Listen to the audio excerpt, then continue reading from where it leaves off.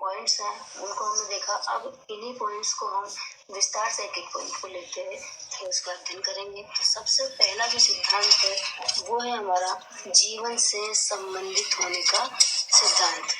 तो यह पाठ्यचर्या निर्माण का प्रमुख सिद्धांत माना जाता है।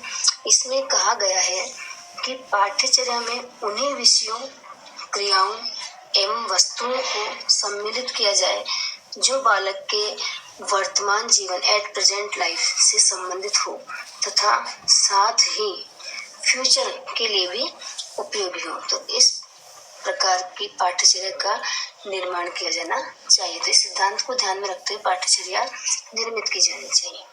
सेकंड जो हमारा सिद्धांत वह है शैक्षिक उद्देश्यों से अनुरूपता का सिद्धांत। पाठ्यचर्या करिकुलम का जब निर्माण किया जाए तो उसमें शैक्षिक उद्देश्यों की प्राप्ति के लिए किया जाना चाहिए। हमारे जितने भी शैक्षिक उद्देश्य हैं उनको ध्यान में रखते हुए पाठ्यचर्या का निर्माण किया जाना चाहिए। इस बात को ध्यान में रखा जाए, अर्थात जो पाठ्यचर्या तैयार हो वो शैक्षिक उद्देश्य को पूरा करने वाली होनी चाहिए।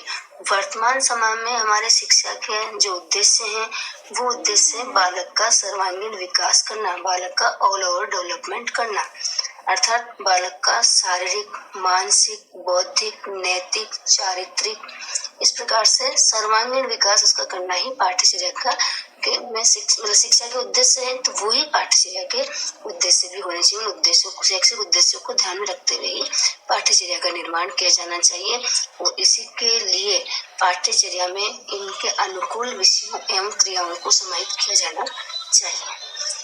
थर्ड जो हमारा सिद्धांत वह है उपयोगिता का सिद्धांत, principle of utility.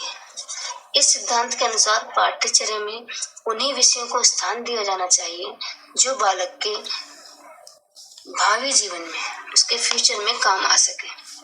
For example, democratic देशों में बालक को अपनी मातृभाषा एवं राष्ट्रभाषा का ज्ञान होना चाहिए तथा वह सामाजिक व्यवहार में निपुण हो, इस प्रकार का बालक होना चाहिए। तो अतः पाठ्यचर्या जो करिकुलम है उसको निर्माण करते समय मातृभाषा का, राष्ट्रभाषा को एवं सामाजिक विज्ञान, सोशल साइंस और सोशल एक्टिविटीज को स्थान दिया जाना चाहिए पाठ्यचर्या का निर्माण करते हुए। नेक्स्ट सिद्धांत वह है बाल केंद्रितता का सिद्धांत।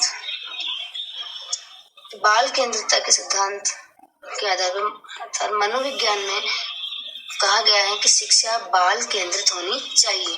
प्राचीन समय में जो शिक्षा पद्धति थी वो शिक्षक केंद्रित हुआ करते थे। उस समय में जो आश्रम व्यवस्था थी उसमें शिक्षक जैसा समझते थे कि बालक को क्या ज्ञान दिया जाना चाहिए, उसी के अकॉर्डिंग वो शिक्षक अपने तरीके से बालक को ज्ञान देता था। लेकिन वर्तमान जो शिक्षा पद्धति उसमें कहा गया, मनोविज्ञान में के अकॉर्डिंग कहा गया कि जो शिक्षा दी जाए बालक को वो बालक को ध्यान में रखते हुए उसे शिक्षा प्रदान की जानी चाहिए, अर्थात चाइल्ड सेंटर लर्निंग होनी चाहिए। पाठ्यचर्या चाइल्ड सेंटर होनी चाहिए। इसके अंदर बालक की रुचियों को, उसकी नीड को, उसकी कैपेसिटी को, उसकी कैपेबिलिटी को, उसके एटीट्यूड को और उसकी इंटेलिजेंसी, बुद्धि को, उसकी एज को ध्यान में रखा जाना चाहिए। तो इस प्रकार से जो पाठ्यचर्या है, करिकुलम है, उसका निर्माण करते समय बाल केंद्रितता का ध्यान रखा जाए। नेक्स्ट सिद्धांत वह है रचनात्मक एवं सृजनात्मक शक्तियों के उपयोग का सिद्धांत। बालक में बहुत अधिक क्रिएटिविटी होती है। छोटा बालक होता है बहुत अधिक एक्टिव होता है, क्रिएटिव होता है, सृजनात्मक शक्ति का उसमें बहुत अधिक विकास होता है। अतः करिकुलम में उसे ऐसे अवसर प्रदान किए जाने चाहिए बालक को जिससे कि उसकी रचनात्मक एवं सृजनात्मक शक्तियां डेवलप हो सके, ज्यादा से ज्यादा वो रचनात्मक कार्य कर सके और सृजन कर सके। इसके लिए बालक को समय समय पर एनकरेज करना चाहिए, प्रोत्साहित करना चाहिए और उसे शिक्षक के द्वारा उसे डायरेक्शन दिए जाने चाहिए, उसे एक सही राह दिखाई जानी चाहिए, उसे समय समय पर मोटिवेट किया जाना जरूरी है। तो इस प्रकार से पाठ्यचर्या में किसी भी स्थान दिया जाना, इस सिद्धांत को ध्यान में रखते हुए और पाठ्यचर्या का निर्माण किया जाना चाहिए। नेक्स्ट जो सिद्धांत है वह है खेल एवं कार्य की क्रियाओं के अंतर संबंध का सिद्धांत। इसमें कहा गया कि बालक को खेलने में अधिक रुचि होती है बालक की, इसलिए बालक को खेल खेल में सिखाया जाना चाहिए। खेल के साथ ऐसे एक्टिविटी जिसे कराया जाना चाहिए जिससे कि बालक खेल खेल में ही सीखे, क्योंकि उसे खेलने में बहुत अधिक रुचि होती है। तो इसलिए विभिन्न ऐसे मेथड्स बताए गए हैं जिनको कि उपयोग में लिया जाना चाहिए, जैसे कि प्रश्नोत्तरी विधि, वर्ग पहेली विधि, सांप सीढ़ी विधि।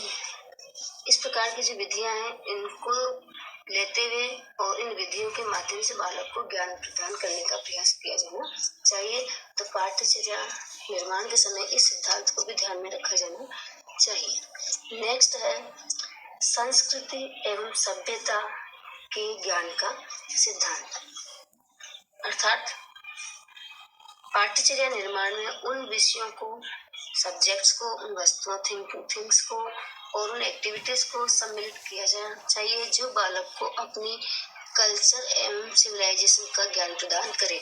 हमारे समाज की संस्कृति है और जो हमारी सभ्यता है उनका ज्ञान उसे प्रदान किया जाना चाहिए, क्योंकि शिक्षा का उद्देश्य है हमारी संस्कृति और सभ्यता का संरक्षण करना और उसको डेवलप करना। तो इस प्रकार से इस सिद्धांत को ध्यान में रखते हुए भी पाठ्यचर्या का निर्माण किया जाना चाहिए।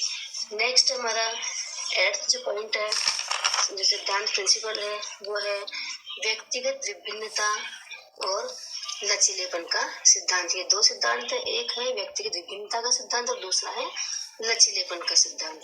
तो मनोवैज्ञानिकों ने यह सिद्ध किया है कि प्रत्येक बालक की जो इंटरेस्ट होता है, उसकी जो नीड होती है, उसकी कैपेबिलिटी जो है, उसका एटीट्यूड है, रुचियाँ, उसकी इंटेलिजेंसी, ये सब एक दूसरे से भिन्न होती है। प्रत्येक बालक में अलग अलग होती है।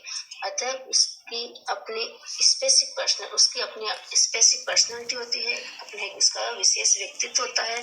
तो इन सबको ध्यान में रखते हुए और पाठ्यचर्या का निर्माण किया जाना चाहिए। तो इन विविधताओं को ध्यान में रखा जाना चाहिए। इसी के साथ एक और सिद्धांत जुड़ा हुआ है, लचीलेपन का सिद्धांत। तो पाठ्यचर्या का जब निर्माण किया जाए तो निर्माण करने के बाद उसमें कुछ विशेष छूट भी दी जानी चाहिए, इसमें कुछ ढील भी दी जानी चाहिए कि इसको पाठ्यचर्या को आवश्यकता के अनुसार जहाँ अगर संस्था चाहे या शिक्षक चाहे उसमें चेंजेस ला सके। जैसा है वैसा ही वो नहीं हो, कुछ अगर बदलाव की जहाँ आवश्यकता लग रही है उसमें चेंजेस किए जा सके। तो इस प्रकार का करिकुलम होना चाहिए। तो ये है लचीलेपन का सिद्धांत।